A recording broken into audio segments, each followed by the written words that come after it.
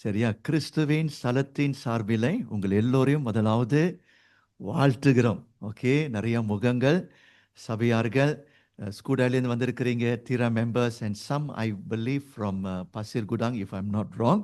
உங்கள் எல்லோரையும் இந்த மகிழ்ச்சியான நாளிலே வாழ்த்தி உங்களை வரவேற்கிறோம். எனக்கு ரொம்ப சந்தோஷம். ஆல்ரைட், உங்கள் எல்லோரையும் பார்க்கறதுல. வருஷந்தோறும் நாங்கள் என்ன செய்வோம்? கிறிஸ்மஸ் ஆராதனை சொல்லும் பொழுது 24ஆம் தேதி நாங்கள் செய்வோம். ஆல்ரைட், அப்போ இந்த வருஷம் நம்ம சபையோடைய மூப்பர் எல்டர் சுதாகர் சொன்னார், கொஞ்சம் இந்த வருஷம் நம்ம மாற்றுவோம். We will do it on Sunday. Alright, 21st சொன்னார். ஏன்னா ஒரு சிலர் என்ன பண்ணிடுறீங்க, 24ஆம் தேதி ஆல் சபோட்டா பலே கம்போங் எல்லாம் வீட்டுக்கு போயிடுவீங்க நீங்கள். ஸோ நீங்கள் எல்லாம் வீட்டுக்கு போகக்கூடாது என்று சொல்லி ஆராதனைக்கு வந்துட்டு நீங்கள் போக வேண்டும் என்று சொல்லி நாங்கள் போட்ட ஒரு திட்டம். இன்னைக்கு எல்லாரும் வந்திருக்கிறீர்கள், எல்லோரையும் பார்க்கறதுல மகிழ்ச்சி. Merry Christmas from pastor's family, from Akka, and from our family to all of you. Amen. சரி, இப்பொழுது வழக்கமாக நம்ம கிறிஸ்மஸ்னு சொன்னால் துதி ஆராதனை இருக்கும், அதே சமயத்தில் வசனம் இருக்கும். வசனத்துக்கு பிறகு இன்றைக்கு ஒரு சில ப்ரெசன்டேஷன் இருக்குது. நாட் மச் ப்ரெசன்டேஷன், ஒரு 2 ப்ரெசன்டேஷன் இருக்குது. நீங்கள் எல்லாரும் என்ன செய்ய வேண்டும்? ஓகே, அமைதலாக இருந்து இங்கே ஓகே ப்ளீஸ் கான்சன்ட்ரேட்.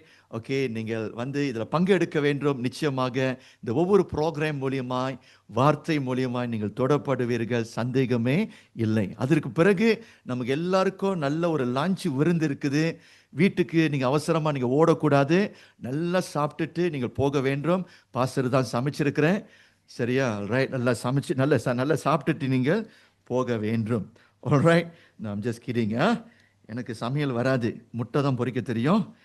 ஆல்ரைட், எங்கள் மனைவி நல்லா சமைப்பாங்க. ஆல்ரைட், சரி, கம் லெட் அஸ் ப்ரே. நம்ம ஜெபிப்போம். we will pray. Thank you Lord.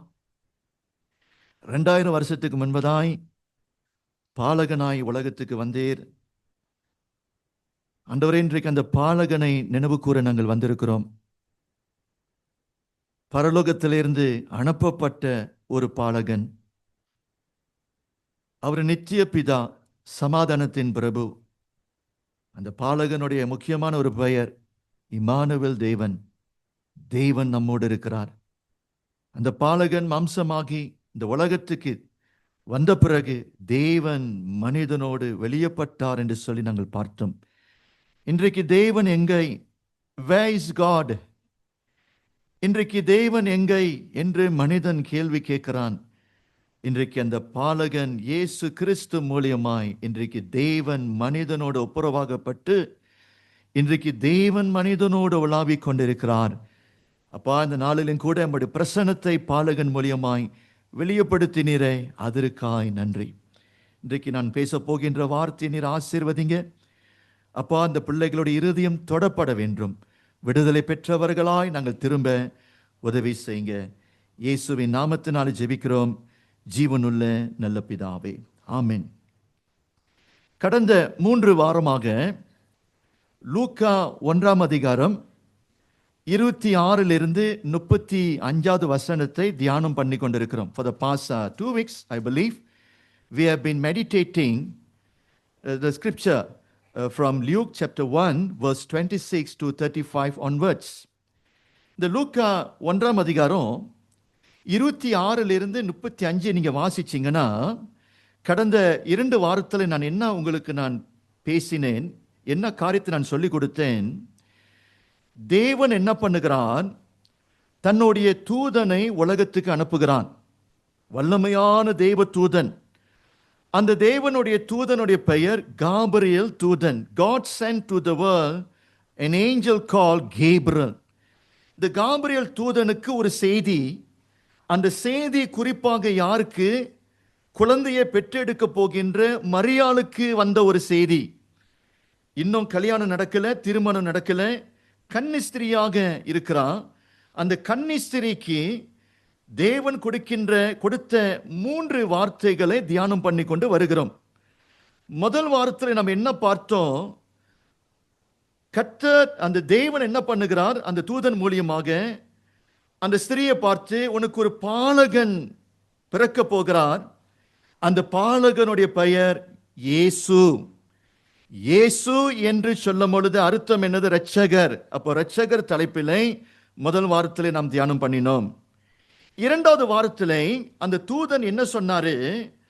இவர் இரட்சகர் மாத்திரமல்ல, இவர் தேவகுமாரன் எண்ணப்படுவார் என்று சொல்லி, போன வாரத்திலே தேவகுமாரன் என்று சொன்னால் என்ன அர்த்தம் என்று சொல்லி அவைகளை போன வாரம் தியானம் பண்ணினோம்.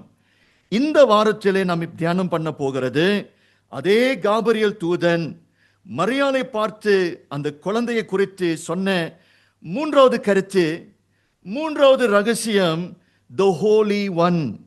அந்த குழந்தை யாரு? இயேசு. அந்த குழந்தை தேவகுமாரன். மூன்றாவதாக அந்த குழந்தையை குறித்து அந்த தேவதூதன் சொன்னது பரிசுத்தர். எல்லாரும் சொல்லுங்க, பரிசுத்தர் சொல்லுங்க. அந்த குழந்தை பரிசுத்தர் எண்ணப்படுவார். அந்த குழந்தை ஒரு பரிசுத்தமான ஒரு குழந்தை என்று சொல்லி பரலோகத்திலிருந்து வந்து ஒரு செய்தி வந்தது. ஏன் அந்த குழந்தை உலகத்துக்கு பரிசுத்தமாய் வர வேண்டும்?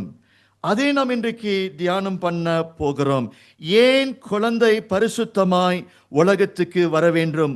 பரிசுத்தமான பாலகனை தேவன் நமக்கு கொடுத்ததை இன்றைக்கு இதெல்லாம் படித்து நாம் தியானம் பண்ண நாம் இருக்கிறோம். வாசிங்கள் இப்பொழுது லூக்கா 1ஆம் அதிகாரம் வசனம் 34, 35 நாம் படித்து தியானம் பண்ணுவோம். லூக்கா 1ஆம் அதிகாரம் 34, 35. நான் ஆங்கிலத்தில் முதலாவது வாசிக்கிறேன், அதுக்கு பிறகு தமிழ்ல வாசிக்கப்படும். 34. How will this be? Mary asked the angel, since I am a virgin. The angel answered, the Holy Spirit will come on you, and the power of the Most High will overshadow you. So the Holy One to be born will be called the Son of God. வாசிங்க. அதற்கு மரியாள் தேவதூதனை நோக்கி, இது எப்படி ஆகும்? புருஷனை அறியேனே என்றாள். தேவதூதன் அவளுக்கு பிரதியுத்தரமாக, பரிசுத்தாவி உன்மேல் வரும், உன்னதமானவருடைய பலம் உன்மேல் நிழலிடும், ஆதலால் உன்னிடத்தில் பிறக்கும் பரிசுத்தம் உள்ளது தேவனுடைய குமாரன் எனப்படும். மரியாள் நல்ல நியாயமான ஒரு கேள்வி கேட்கிறாங்க தேவதூதனை பார்த்து. மரியாள் தேவதூதனோடு பேசுறாங்க. தேவதூதன் மரியாளை பார்த்து சொல்லுகிறார், உனக்கு ஒரு குழந்தை கொடுக்கப்படும். பிரியமானவர்களே, நமக்கு எல்லாருக்கும் தெரியும், பெற்றோர்களுடைய உடல் உறவு மூலியமாக தான் பிள்ளைகளை பெற்றெடுக்க முடியும். ஒரு ஆணும் பெண்ணோடைய உடல் உறவு மூலியமாக தான், உடல் உறவுக்கு பிறகுதான், செக்ஷுவல் யூனியனுக்கு பிறகுதான் குழந்தையை பெற்றெடுக்க முடியும். அதுவும் அந்த காலகட்டத்திலே திருமணத்துக்கு பிறகுதான் இந்த உடல் உறவுக்கு பிறகுதான் பிள்ளையை பெற்றெடுக்க முடியும். இவள் கன்னிஸ்திரீ, இன்னும் கல்யாணம் பண்ணவில்லை, திருமணம் நடக்கவில்லை. தூதன் சொல்லுகிறான், கல்யாணம் பண்ணுகிறதுக்கு முன்பதாய், உடல் உறவு முன்பதாகவே உனக்கு ஒரு பாலகன் கொடுக்கப்படுவார் என்று சொல்லி தேவதூதன் இந்த வார்த்தையை சொல்லுகிறான். அப்பொழுது நியாயமான கேள்வியை மரியாள் தூதனை பார்த்து கேள்வி கேட்கிறாங்க. How will this be? எப்படி இது கூடும்? இது நடக்காத ஒரு காரியம். சரித்திரத்திலே இப்படி போன்ற காரியங்கள் நடந்ததில்லை. அங்க தேவதூதன் சொல்லுகிறான், மரியாளை கவனி, ஒரு ஆணோடைய வித்து அல்ல, ஒரு ஆணுடைய வித்து மூலியமா இந்த குழந்தை பாலகன் உன்னுடைய சரீரத்திலே, உன்னுடைய உறுப்பிலே உருவாக்கப்பட மாட்டான். உன் மீது பரிசுத்தாவியானவர் இறங்கி வருவான். The Holy Spirit will come upon you. அதாவது பரிசுத்தாவியானவர் என்று சொல்லும் பொழுது உன்னதத்தின் தேவனுடைய வல்லமை, அந்த ஆவியானவருடைய வல்லமை உன்னை தொடும், உன்னுடைய உறுப்பை தொடும், உன்னுடைய கருவை தொடும். ஆவியானவருடைய வல்லமைனாலே நீ கர்ப்ப தரிக்கப்படுவாய். ஆனப்படினாலே உன்னுடைய கர்ப்பத்துக்குள் உருவாகுகிற அந்த குழந்தை பரிசுத்தர் எண்ணப்படுவார் என்று சொல்லி தேவதூதன் விளக்கம் கொடுக்கிறான். விளங்குதா இல்லையா? அப்படி என்றால் நன்றாய் கவனிங்க, இயேசுவுக்கும் மற்ற எல்லா மனிதர்களுக்கும் ஒரு வித்தியாசம் உண்டு. என்ன வித்தியாசம் பிரியமானவர்களே? நாம் எல்லோரும் மனிதர்கள் அந்த பெற்றோர்களுடைய ஆண் பெண்ணா அந்த உடல் உறவு மூலியமாக நம்ம எல்லோரும் உலகத்திலே வந்து பிறந்தோம்.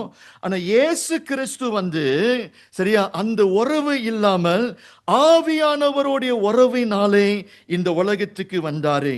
அப்படி என்றால் நான் எப்படியாய் உங்களுக்கு நான் காண்பிக்கிறேன், மனிதர்கள் எல்லோரும் ஒரு பக்கம், இயேசு கிறிஸ்து மாத்திரமே இன்னொரு பக்கத்தில் நிற்கிறார். ஆகையாலதான் மனிதர்களை பார்த்து பரிசுத்தர் என்று நீங்கள் சொல்லவே முடியாது. இயேசு கிறிஸ்துவை மாத்திரமே சரியா பரிசுத்தர் எண்ணப்படுவார் என்று சொல்லி பைபிள் சொல்லுது. இந்த உலகத்திலே நிறைய குருமார்கள் இருந்தார்கள், இந்த உலகத்திலே நிறைய தீர்க்கதரிசிகள் இருந்தார்கள், புனிதமான மனுஷன் புனிதமான மனுஷிகள் இருந்தார்கள். யாரு எவ்வளவு புனிதமாய் இருந்தாலும் அவர்களை எங்கே கொண்டுட்டு வர முடியாது. அந்த பரிசுத்தர் கட்சிக்குள் ஒரு மனிதனும் என்ன பண்ண முடியாது, கொண்டுட்டு வர முடியாது. ஏனென்றால் அதிலே ஒரு வித்தியாசம் உண்டு. இப்ப பார்க்க முடியுதா? சரி, இப்பொழுது வித்தியாசத்தை நான் பிரிச்சு காண்பிச்சிட்டேன். இப்பொழுது நான் உங்களுக்கு இந்த மனிதனை குறித்து உங்களோட ஒரு சில காரியத்தை நான் பேச இருக்கிறேன். இவர் பரிசுத்தர் தேவன், அதாவது இயேசு கிறிஸ்து அந்த பாலகன் பரிசுத்தர் உண்மை. ஏன்னா பரிசுத்த ஆவினாலே கர்ப்பத்தரிக்கப்பட்டு உலகத்துக்கு வந்தவர் இயேசு கிறிஸ்து. ஆனாலும் மனிதர்கள் எல்லாரும் நன்றாய் கவனிங்க, நாம் எல்லோரும் பரிசுத்தர் அல்ல. மனிதர்கள் எல்லோரும் பாவிகளாய் இருக்கிறோம். சொல்லுங்கள், நான் பாவின்னு சொல்லுங்க. சரி, இப்போ நீங்க பாவின்னு சொன்னீங்க, நானும் பாவி, எல்லா மனுஷர்களும் பாவி என்று சொல்லும் பொழுது எந்த அடிப்படையில நம் எல்லோரும் பாவிகளாய் இருக்கிறோம், காணப்படுகிறோம்? பிரியமானவர்களே, நன்றாய் கவனிங்க. வானத்தையும் பூமியும் படைத்தவர் கர்த்தர், சகல சிருஷ்டியும் படைத்தவர் தேவன், அதே சமயத்திலே மனிதனையும் படைத்தவர் தேவன். வேதாகமம் தெளிவாய் சொல்லுது, ஆதாமையும் ஏவாளையும் தேவன் படைத்தான். நான் அடிக்கடி சொல்லுவேன், கிறிஸ்தவர்களாக இருந்தீங்கன்னா சரியா, உங்களுடைய கான்செப்ட் ஆஃப் மேன்கைண்ட் சரியா இருக்கணும். நம்ம குரங்கு ஜாதியிலிருந்து வந்தவர்கள் அல்ல. கிறிஸ்தவர்களுக்கு இருக்க வேண்டிய முக்கியமான ஒரு அபிப்பிராயம், ஆதாம் ஏவாள் கோத்திரத்திலிருந்து வந்தவர்கள் நாம். நம்ம எல்லோரும் குரங்க ஜாதி அல்ல. சயின்ஸ்ல அப்படியாக தான் படித்து கொடுக்கிறார்கள், ஆனா வேதாகமும் அப்படியாக சுற்றி காண்பிக்கவில்லை. நம்ம எல்லோரும் குரங்கு ஜாதியிலே வந்தவர்கள் அல்ல. நம்ம எல்லோரும் தேவனாலே உண்டாக்கப்பட்ட சிருஷ்டி என்று சொல்லி நம்ம மறந்து போக கூடாது. As a Christian we believe God as a creator, and also we believe we are God's unique creation. தேவன் படைத்தவர், நம்ம எல்லோரும் அவருடைய சிறப்பான படைப்பாளி என்று சொல்லி அந்த அபிப்பிராயத்தில் தான் கிறிஸ்தவர்கள் வாழ்ந்து கொண்டிருக்கிறார்கள். சோ இந்த ஆதாம் ஏவாளை தேவன் ஆரம்பத்தில் உண்டாக்கும் பொழுது அவர்களுக்குள் அந்த அசுத்தம் இல்லை, அவர்கள் பரிசுத்தமாய் இருந்தார்கள். தேவன் அவர்களை உண்டாக்கும் பொழுது செம்மையாய் அவர்களை உண்டாக்கினார். பாவம் இல்லாமல் தேவனை அவர்களை உண்டாக்கினார். அது மாத்திரமல்ல, பைபிள் என்ன சொல்லுது, ஆதாம் ஏவாளை தேவன் உண்டாக்கும் பொழுது எப்படி உண்டாக்கினாரா, கடவுளுடைய சாயலிலே மனிதனை தேவன் உண்டாக்கினார். மனிதனுக்கு யாருடைய சாயல் உண்டு? மிருக ஜீவனுக்கு தேவனுடைய தன்மைகள் இல்லை, மிருகத்துக்கு தேவனுடைய சாயல் இல்லை. மிருகத்துக்கும் மனுஷனுக்கும் வித்தியாசம் இருக்குது. மனுஷன் ரொம்ப வித்தியாசமானவன்.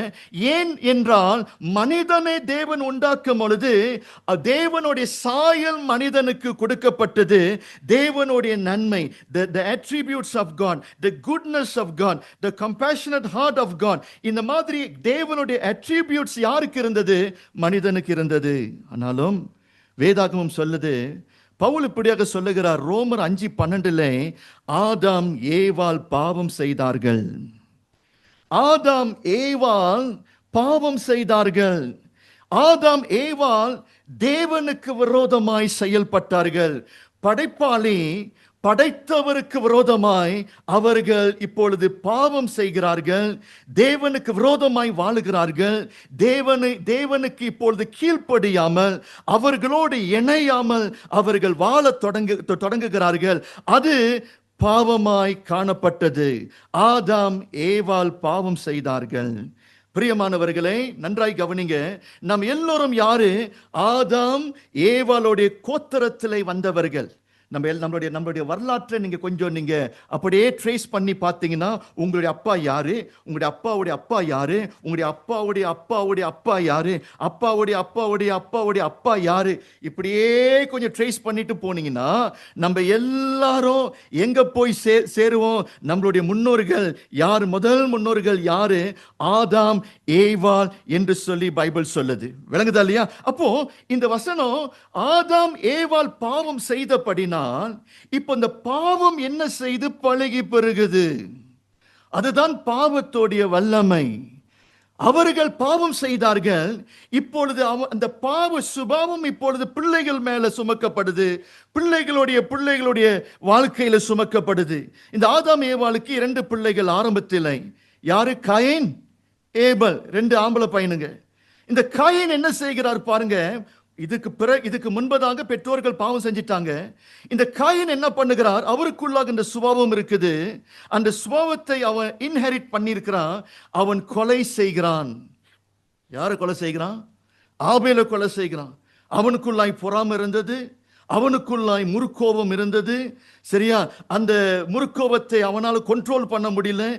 அந்த பாவம் அவனை மேற்கொண்டபடினால் இப்பொழுது காயின் என்ன செய்கிறாரு? ஆபேலை கொலை செய்கிறாரு.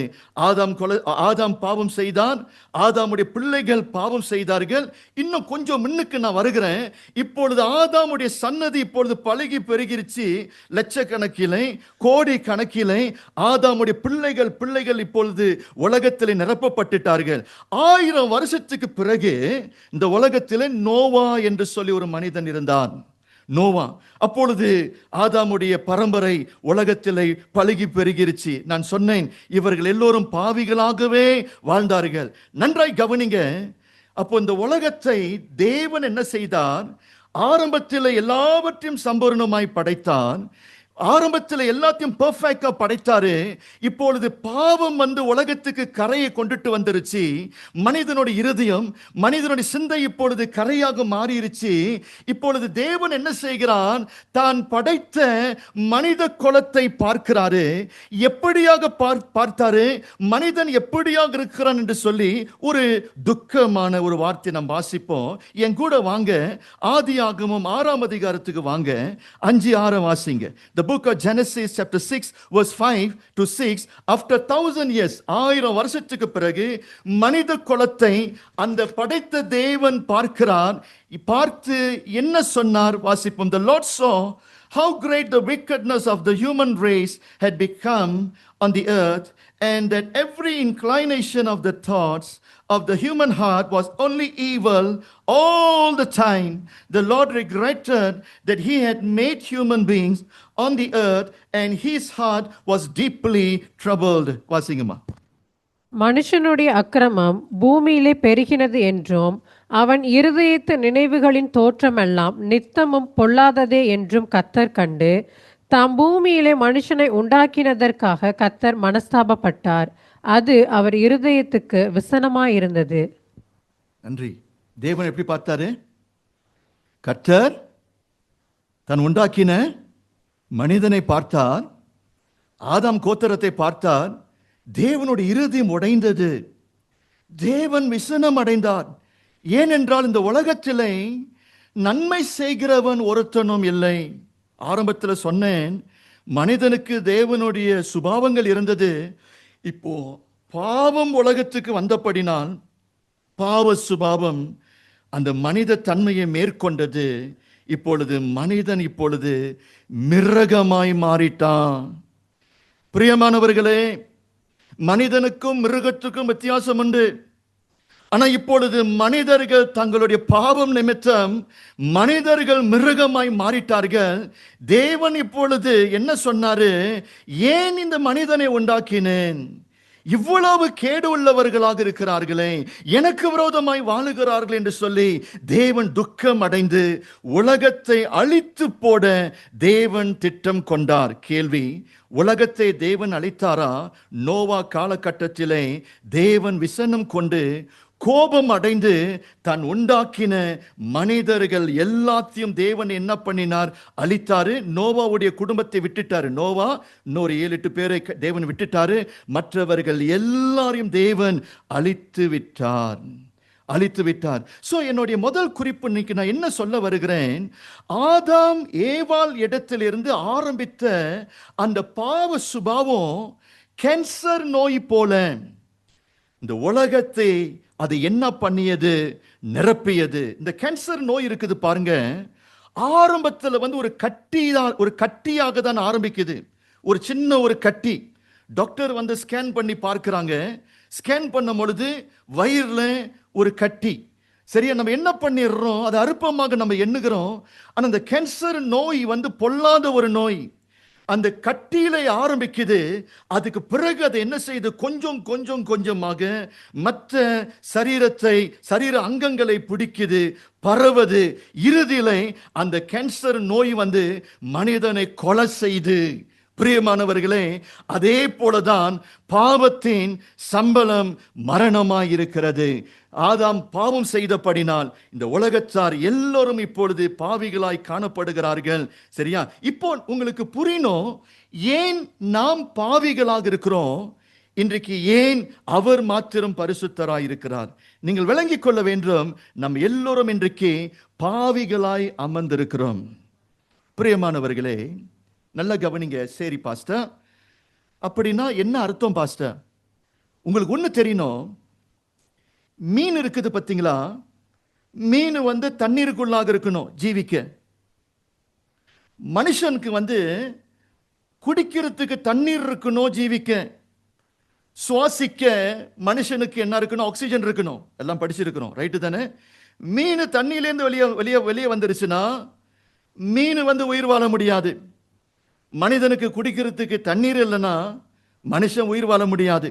அதே போல சுவாசிக்க நமக்கு ஆக்சிஜன் இல்லைன்னா மனுஷன் உயிரோடு இந்த உலகத்திலே வாழ முடியாது. இது இயற்கை. இப்படியாக தான் தேவன் இயற்கையாக நம்மை உண்டாக்கினார். அப்போ நமக்கு தண்ணீர் தேவை, சாப்பிடுறதுக்கு உணவு தேவை, சுவாசிக்க நமக்கு ஆக்சிஜன் தேவைப்படுது. அதே சமயத்தில் நன்றாய் கவனிங்க, நம்ம எல்லோரும், எல்லா மனுஷர்கள் தேவன் இடத்திலிருந்து உண்டாக்கப்பட்டபடினால் we all believe that we are God's creation, right? அப்போ நன்றாய் கவனிக்கணும், இன்றைக்கு தேவன் நம்மை உண்டாக்கினபடினால் தேவன் இல்லாமல் நம்ம எல்லோரும் உயிர் வாழ முடியாது. இப்போ என்ன ஆயிடுச்சு? மனிதன் பாவம் செய்தபடினால் மகா பரிசுத்தம் உள்ள ஒரு தெய்வம் என்ன பண்ண முடியவில்லை? மனிதனோடு உறவாட முடியவில்லை. மனுஷன் பாவி, விழுந்து போனவன். தேவன் மகா பரிசுத்தம் உள்ளவர், உயர்ந்தவராய் இருக்கிறார். ஒருத்தனும் தேவனிடத்துக்கு போக முடியாது. அவர் எப்படிப்பட்டவர், சரியா, அவருடைய முகம் எப்படியாக இருக்குது என்று சொல்லி இந்த பாவியா இருக்கின்ற மனுஷன் தேவனை யூகிக்க முடியாது. அப்போ நன்றாய் கவனிங்க, மகா பரிசுத்தம் உள்ள ஒரு தேவனுக்கும் இந்த பாவிக்கும் நடுவிலே நம்மளுடைய பாவமானது ஒரு செவராக நிற்குது. மனிதன் தேவனோடு தொடர்பு கொள்ள முடியவில்லை, தேவன் மனுஷனுடைய ஜெபத்தையும் கேட்க முடியவில்லை. அதுதாங்க மரணம். நம்ம எல்லாரும் சொல்றோம் பார்த்தீங்களா, பாவத்தின் சம்பளம் மரணம் சொல்றோம் பார்த்தீங்களா. மரணம் என்று சொல்லும் பொழுது ரெண்டு அர்த்தம். ஒன்று மரிச்சு, மலையாள மொழியில மரிச்சு தானே, அதாவது உங்களுக்கு மரணம் வந்துருச்சுன்னா உங்களை அடக்கம் பண்ணுவோம். எங்க? கொங்கோங்ல கல்லறையில அடக்கம் பண்ணுவோம். பாருங்க, மரணம் என்று சொல்லும் பொழுது ரெண்டு வகையில பார்க்கணும். சரீர ரீதியான மரணம், இரண்டாவது விதமான மரணம் ஆவி ரீதியான மரணம். உங்களுக்கு ஒண்ணு தெரியணும், ஆரம்பத்தில் தேவன் மனுஷனை உண்டாக்கும் பொழுது இந்த ரெண்டு ரீதியை வைத்து உண்டாக்கினார். நமக்கு வெளியே தோற்றமான சரீரம் உண்டு, அதே சமயத்தில் நமக்கு உள்ளான மனுஷன் உண்டு. அப்போ மரணம் என்று சொன்னால் என்ன அர்த்தம்? அவனுடைய சரீரம் மரித்து போன பிறகு அடக்கம் பண்ணப்படுது. ஆனா அதை விட உங்களுக்கு இன்னொரு காரியம் தெரியணும், அவனுக்குள்ள இருக்கின்ற ஆவி இருக்குது பார்த்தீங்களா, மரணத்துக்கு பிறகு பாவியோடைய ஆவி பாவியோடைய ஆத்துமா பரிசுத்தமுள்ள தேவனிடத்துக்கு போக முடியாது. ஒரு பிரிவு, அதுதாங்க உண்மையான மரணம். ஒரு மனுஷன் தேவனை பார்க்க முடியாது, ஒரு மனுஷன் தேவனிடத்துக்கு போக முடியாது. நித்திய பிரிவு, அதுதான் உண்மையான மரணம். இன்றைக்கு பாவியா இருக்கின்ற ஆதாம் கோத்திரத்தால் மரணத்தை சந்தித்தார்கள். பாவம் நிமித்தம் ஒரு மனிதனும் தேவனை அடைய முடியவில்லை. மனுஷன் இந்த உலகத்திலே உயிர் இல்லாமல் அந்த உண்மையான நித்திய வாழ்க்கை இல்லாமல் வாழ்ந்து கொண்டு இருக்கிறான். இன்றைக்கு உலகத்தை பாருங்க, எங்க பார்த்தாலும் பாவம். உயிரோடு இருக்கிறான், உண்மைங்க. இன்னைக்கு மனுஷர்கள் உண்மையாக உயிரோடு இருக்கிறாங்க. ஆனா உண்மையிலேயே அவங்களுடைய ஆவி ஆத்மாவை பார்த்தீங்கன்னா தேவனுடைய பார்வையில மனுஷர்கள் செத்து போனவனா இருக்கிறான், நித்தியமாய் பிரிக்கப்பட்டவனா இருக்கிறான். தேவன் இல்லாத ஒரு வாழ்க்கை சோகமான வாழ்க்கை. தேவன் இல்லாத ஒரு வாழ்க்கை அது ஒரு வாழ்க்கையே இல்லை. தேவன் இல்லாத ஒரு வாழ்க்கை சந்தோஷம் இல்லை.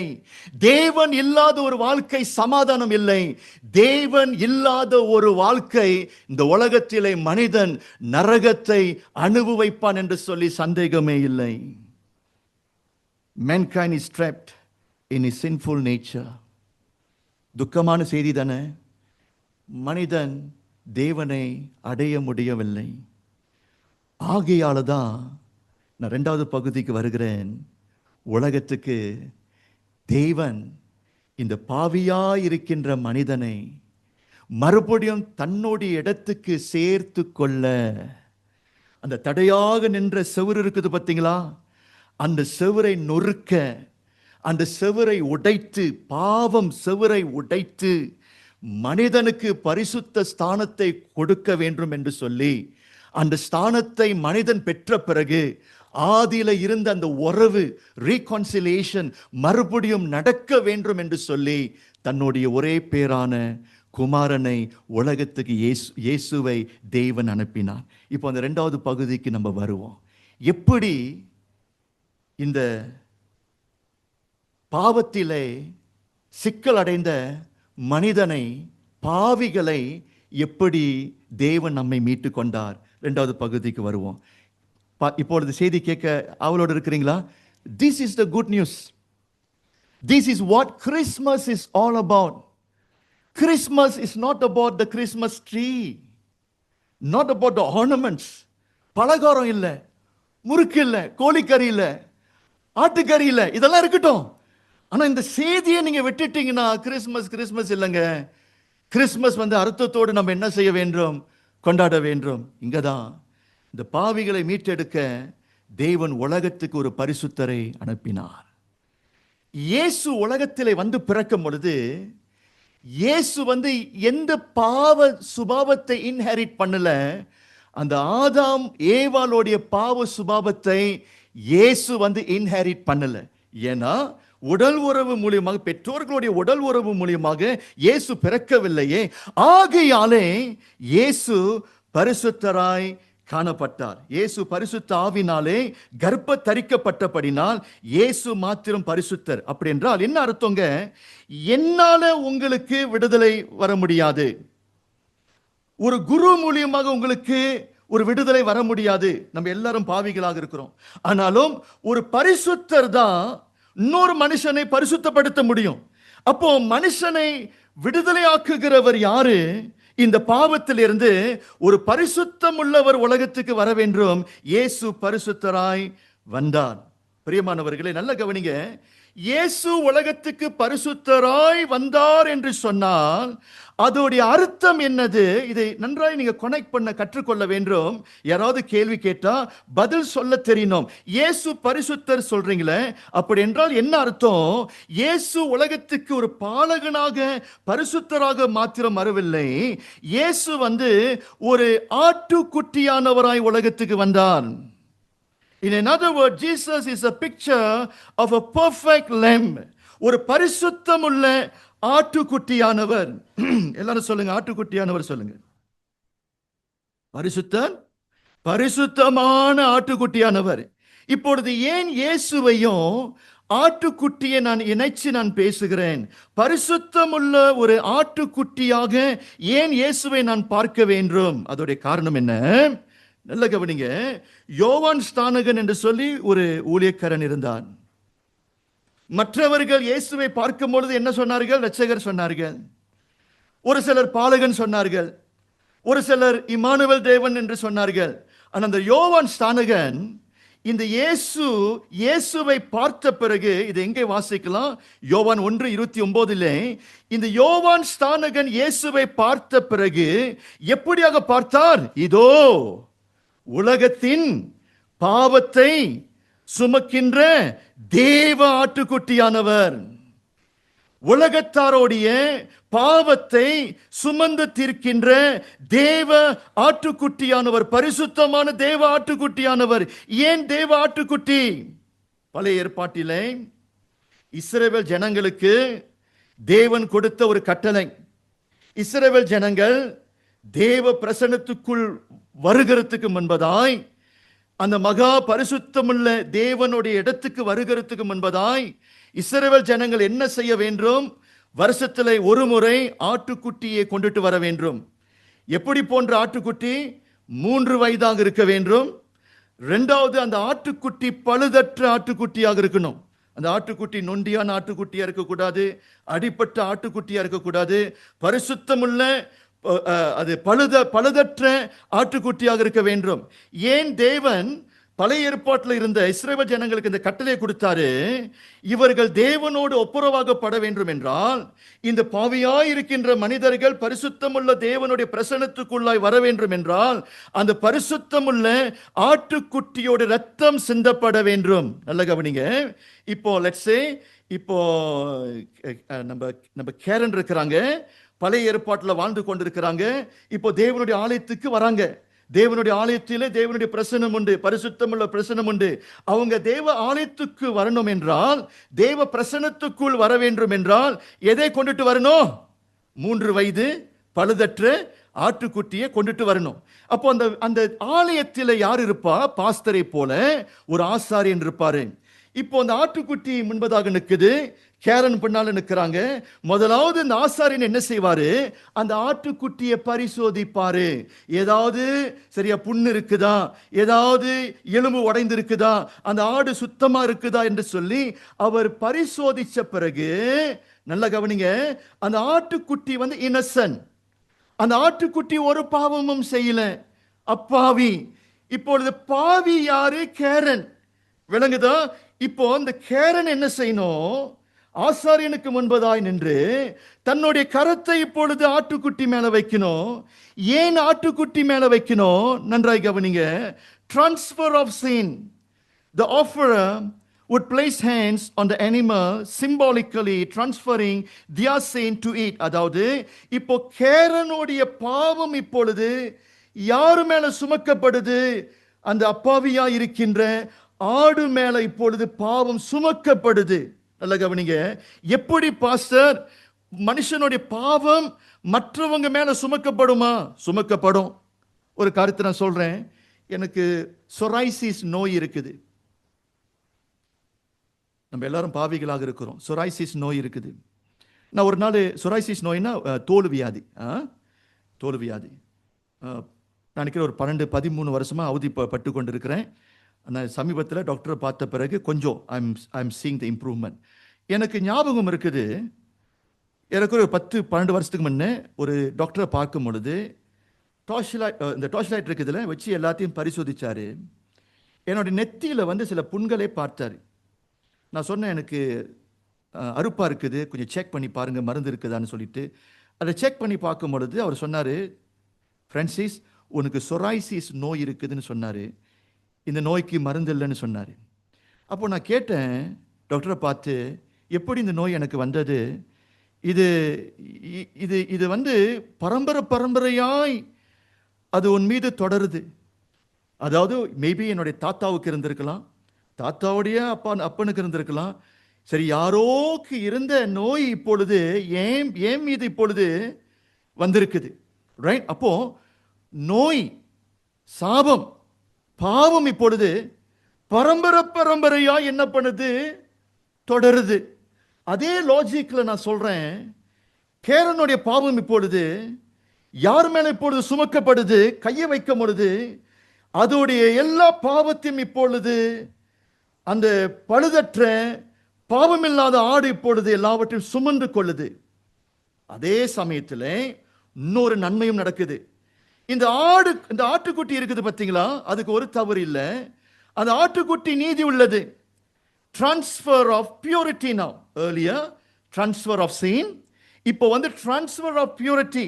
த innocent of the unblemished lamb will be imputed or credited to the offerer. இப்போ அந்த ஆட்டுக்குட்டியோட நீதி, அந்த ஆட்டுக்குட்டியோட பரிசுத்தம், அந்த ஆட்டுக்குட்டியோடைய நன்மை இப்பொழுது யார் மேல இப்பொழுது வருது? கேரன் மீது வருது. விளங்குதா இல்லையா? இப்பொழுது அந்த ஆட்டுக்குட்டி என்ன செய்வார்கள்? அந்த ஆசாரியன் இப்பொழுது அந்த பலிபீடத்துக்கு கொண்டுட்டு போய் அந்த ஆட்டுக்குட்டியை வெட்டுவாரு. இரத்தம் சிந்தப்படுது. பாருங்க, ஏன் அந்த ஆட்டுக்குட்டி இப்பொழுது மரிக்க வேண்டும்? ஏனென்றால் அந்த ஆட்டுக்குட்டியை பாவமாய் ஆக்கப்பட்டது. கேரனுடைய பாவத்தை இப்பொழுது அந்த ஆட்டுக்குட்டி சுமந்தபடினால், அந்த ஆட்டுக்குட்டி இப்பொழுது தேவனுடைய பார்வையிலே பாவமாய் ஆக்கப்பட்டபடினால், பாவத்தின் சம்பளம் மரணமாய் இருக்கிறபடினால் அந்த ஆட்டுக்குட்டி இப்பொழுது சாக வேண்டும். அவர்கள் வெட்டுகிறார்கள், இரத்தம் சிந்தப்படுது. அந்த இரத்தம் தான் என்ன பண்ணியது? கேரனுக்கு அந்த பரிசுத்த ஸ்தானத்தை உண்டாக்கி தேவனோடு ஒப்புரவாகத்துக்குள்ளாய் கொண்டுட்டு வந்தது. விளங்குதா இல்லையா? அந்த ஆட்டுக்குட்டி பழுதற்ற ஆட்டுக்குட்டியா இருக்கணும். அந்த ஆட்டுக்குட்டி பரிசுத்தமா இருக்கணும். இதுதான் பழைய ஏற்பாட்டுடைய வழிமுறைகள். பழைய ஏற்பாடு. ஏன் ஆட்டுக்குட்டி பழைய ஏற்பாட்டிலே இன்னும் இயேசுவானவர் உலகத்துக்கு வரவில்லை? ஆமென். இப்பொழுது பாலகனாய் இயேசு உலகத்துக்கு வந்தார். உலகத்தின் பாவத்தை சுமந்து தீர்க்கின்ற ஆட்டுக்குட்டியானவராய் உலகத்துக்கு வந்தார். ஆமென் சொல்லுங்க. இப்போ கனெக்ட் பண்ணுங்க. இயேசு தாங்க அந்த ஆட்டுக்குட்டி. இயேசுவுக்கு பரிசுத்த ரத்தம் உண்டு. ரத்தம் சிந்துதல் இல்லாமல் பாவ மன்னிப்பு இல்லை.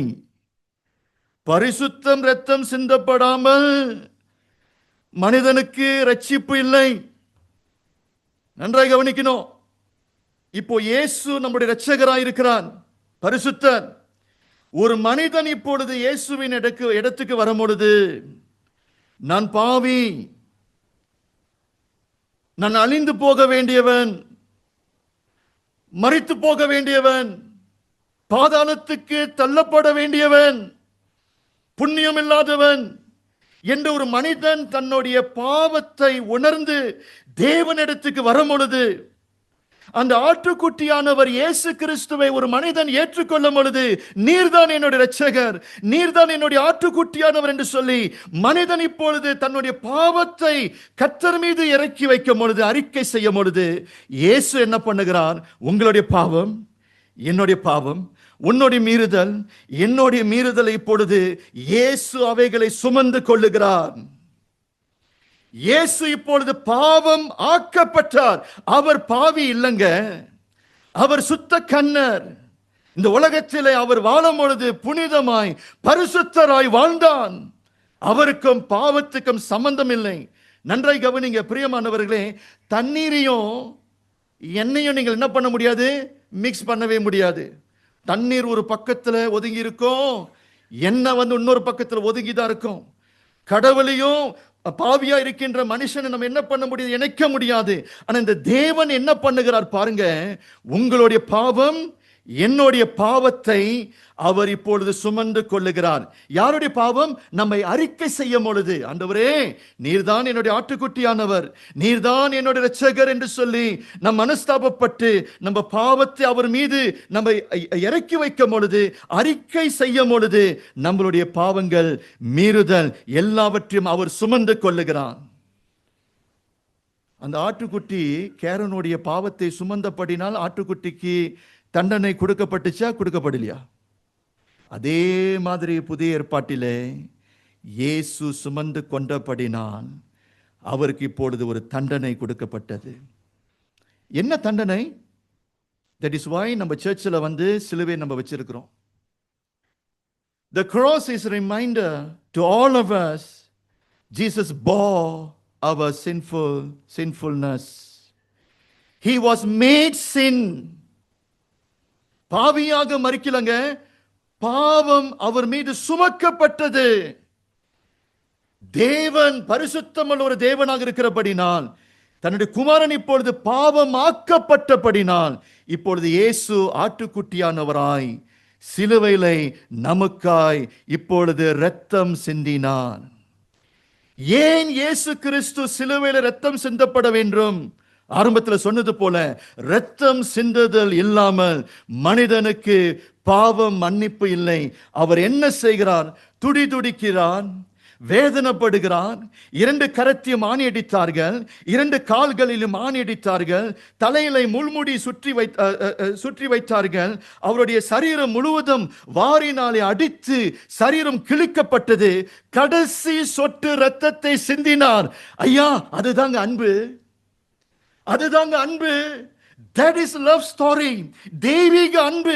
அதாவது மனிதனுக்காக, மனிதனுடைய சார்பிலே ஒரு தேவன் வந்து மரிக்கிறார் பார்த்தீங்களா? அதுதாங்க தேவனுடைய குணம். உனக்காக எனக்காக உயிர் கொடுத்தவர் யாரு? பாலகன் இயேசு. பாலகன் இயேசு. அந்த சிலுவையில் இரத்தம் தாரையாய் வடிந்தது. சிலுவையில் இரத்தம் தாரையாய் வடிந்தது. ஏன் சிலுவையில் இரத்தம் தாரையாய் வடிந்தது? அந்த இரத்தத்தின் மூலியமாய், பரிசுத்தருடைய இரத்தத்தின் மூலியமாய் நம்ம எல்லோரும் பாவ மன்னிப்பை நாம் பெற்றோம். அந்த நடுவில் செவுரு இருந்துச்சு சொன்ன பார்த்தீங்களா? தேவன் பரிசுத்தம் உள்ளவர், உயர்ந்தவர், மனிதன் தாழ்ந்தவன், சரியா, ஒதுக்கப்பட்டவன் சொன்ன. இப்பொழுது அந்த செவுரு இப்பொழுது எடுக்கப்பட்டபடினால் கிறிஸ்துவோடைய நீதி ஜனங்களுக்கு கொடுக்கப்பட்டபடினால், தேவன் இப்பொழுது மனுஷனை பாவியாக பார்க்கவில்லை. தேவன் மனுஷனை எப்படி பார்க்கிறாரு? பரிசுத்தராய் பார்க்கிறார். அந்த பரிசுத்த ஸ்தானம் தான் உங்களுக்கும் தேவனுக்கும் அந்த உறவை கொண்டுட்டு வந்தது. It able to bring the reconciliation. ஆமீன் சொல்லுங்க. Is that a good news? ஆமீன் சொல்லுங்க. நான் முடிக்க இருக்கிறேன். இந்த முடிவு வந்து துக்கமாக முடிக்கணுமா அல்லது அது சந்தோஷமா முடிக்கணுமா எனக்கு தெரியல. அது உங்க கையில் இருக்குது. இயேசு இந்த உலகத்தில் இருக்கும் பொழுது நிறைய அற்புதங்களை செய்தார். அதுல ஒரு முக்கியமான ஒரு அற்புதம் என்ன பண்ணினார்னா, ஒரு குருடனை பார்த்தார். அவன் பேரு பர்டிமியஸ். The blind man called Bartimaeus. இயேசு அந்த பட்டணத்துக்கு வரார் என்று சொல்லி இவனுக்கு கண்ணு பார்வையில்லை. இயேசு வரார் என்று சொல்லி கேள்விப்பட்ட பிறகு, இயேசு ஐயரே, தாவீது குமாரனே, மனம் இறங்கும் என்று சொல்லி கதறி கூப்பிடுகிறான். அப்போ இயேசு என்ன பண்றாரு? அவனுடைய சத்தத்தை கேட்டு, அந்த வேதனையான சத்தத்தை கேட்டு, குருடனுடைய கூக்குரல் சத்தத்தை கேட்டு நிற்கிறாரு. இயேசுவுக்கு நன்றாய் தெரியும், குருடன் பிச்சை வாங்கி கொண்டிருக்கிறான். அவனுக்கு வேண்டியது இப்பொழுது என்னது? ஒரு அற்புதம். என்ன அற்புதம்? கண்கள் திறக்கப்பட வேண்டும். இப்போ இயேசு என்ன பண்றாரு? அந்த குருடனை பார்த்து வர சொல்லுகிறார். அந்த குருடன் இயேசுடைய அருகைக்கு வந்தான். அருகைக்கு வந்த பிறகு இயேசு குருடனை பார்த்து ஒரு கேள்வி கேட்டார், நான் உனக்கு என்ன செய்ய வேண்டும் என்று சொல்லி. இதை நான் படிக்கும் பொழுது எனக்கே ஒரு கேள்விக்குறி. யார் இப்போ குருடன்? இயேசுவுக்கு நன்றாய் தெரியும் அவன் குருடன். எதற்கு அவன் கூப்பிடுறான்? குருடனுக்கு பார்வை தேவைப்படுது. ஆனா இயேசு குருடனை பார்த்து என்ன கேள்வி கேட்டாரு? குருடனே, நான் உனக்கு என்ன செய்ய வேண்டும்? கேள்வி. ஏன் குருடனை பார்த்து இயேசு இந்த குருட்டு கேள்வி கேட்டார்? சரியான வார்த்தை நினைக்கிறேன். நல்லா கவனிங்க. நிறைய மனிதர்கள் தாங்கள் குருடனா இருக்கிறார்கள் என்று சொல்லி உணர்வில்லை. Jesus want to make sure he must know, நான் இருளுக்குள்ளாக இருக்கிறேன், நான் குருடனாக இருக்கிறேன், எனக்கு பார்வை வேண்டும் என்று சொல்லி நீ வாயை திறந்து சொல்ல வேண்டும். திடீர்னு அவன் இயேசுவை பார்த்து எனக்கு பங்களா வேணும்னு சொல்லியிருந்தானா கதையே மாறிடுச்சு. You understand, right? Jesus want to make sure you must know your needs, you must know your original condition, you ask for it and then I will give it to you. அந்த குருடன் என்ன சொன்னா? எனக்கு பார்வை வேண்டும் என்று சொன்னா இயேசு அவனுக்கு பார்வை கொடுத்தார். பிரியமானவர்களே, நல்லா கவனிங்க. நம்ம எல்லோரும் குருடனாக இருக்கிறோம். மனுஷனுடைய பாவம் வந்து நம்முடைய கண்களை குருடாக்கியது. மனிதனுடைய இருதயம் இப்பொழுது குருடாக இருக்குது. இன்றைக்கு உங்களுக்கு தெரியுமா, தேவன் இடத்திலிருந்து நமக்கு வேண்டிய ஒரு முக்கியமானது என்ன தெரியுமா? கண் பார்வை. அதாவது பாவத்திலிருந்து மீட்டு வெளியே வர வேண்டும். அதுதான் மனிதனுடைய முக்கியமான தேவை. இப்போ ரட்சகர் இயேசு உலகத்துக்கு வந்துட்டார். மனுஷனுக்கு பார்வையை கொடுக்க வந்துட்டார். மனுஷனுக்கு பாவ மன்னிப்பை கொடுக்க வந்துட்டாரு. ஆட்டுக்குட்டியானவர் வந்துட்டாரு. உலகத்துக்கு ஃப்ரீ ஆஃபர் பண்றாரு பாவ மன்னிப்பு. மனுஷனை பார்த்து கேள்வி கேட்கிறாரு, உனக்கு பாவ மன்னிப்பு வேண்டுமான்னு கேள்வி கேட்கிறாரு. மனிதன் இப்பொழுது இயேசு கிறிஸ்துவை ஏற்றுக்கொள்ளவில்லை. அந்த பாவ மன்னிப்பு தேவை இல்லை என்று சொல்லி மனிதன் சொந்த போக்கிலே போய் கொண்டிருக்கிறான். The world has rejected the Savior Jesus. This is the reality. இன்னைக்கு உங்களையும் பார்த்து கேட்கிறாரு, உங்களுக்கு நான் என்ன செய்ய வேண்டும்? Do you realize that you are born sinner? Do you realize that you are blind? ஐயா, ஆவிக்குரிய ரீதியிலே குருடாக இருக்கிறோம். இன்றைக்கு பாலகன் இயேசு உலகத்துக்கு வந்தார், இரட்சகர், ஆட்டுக்குட்டியானவர்.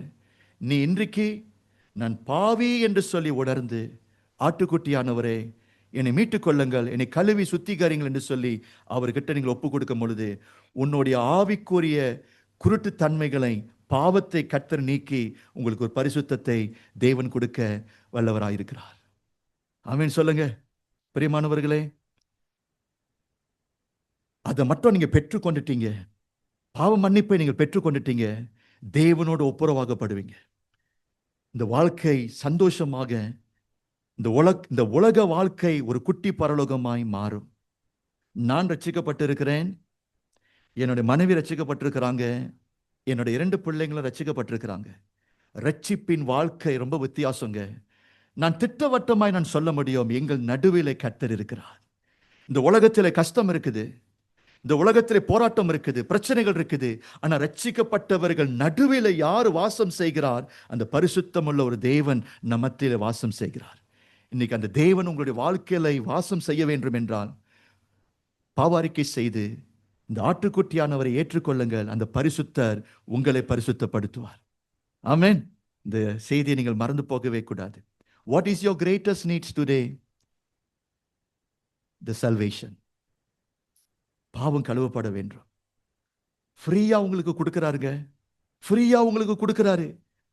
சரியா? Do not reject Christ. அவரை ஏற்றுக்கொள்ளுங்கள், கர்த்தர் உங்களை ஆசீர்வதிப்பார். நம்ம கண்களை மூடி நாம் ஜெபிப்போம். Shall we stand and pray?